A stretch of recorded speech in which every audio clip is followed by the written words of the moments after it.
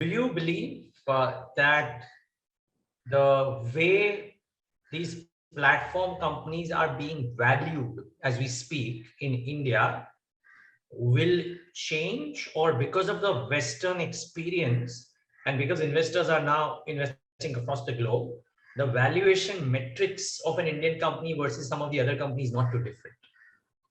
I think the way we look at it, at least within ITIS, right? For us, the valuation framework has to be the same, right?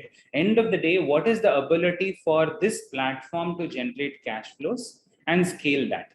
Now, before going into valuation, we'll have to take one step back to see what is the value proposition that any of the platform brings, both from a demand side to a supply side stickiness. Let's take an example. Let's say Zomato, right?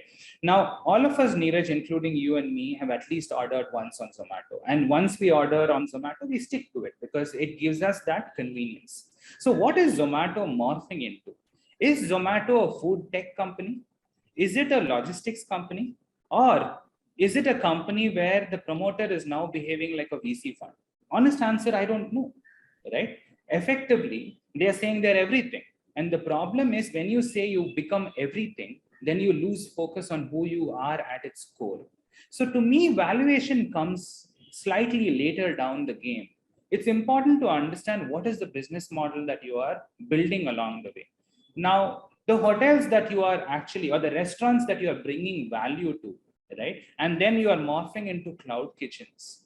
Are you actually bringing supply side stickiness into them?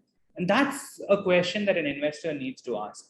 Very simple, right? Let's just go to 30 restaurants and ask them, how's their experience of running their business on Zomato? And I think you will understand what I mean by supply side stickiness. So to me, before going into valuation, if we understand the building blocks, so I'll just take one more example, Neeraj. So in 2015, when I had gone to the US, right, which is roughly 6 years back, not too far away, right?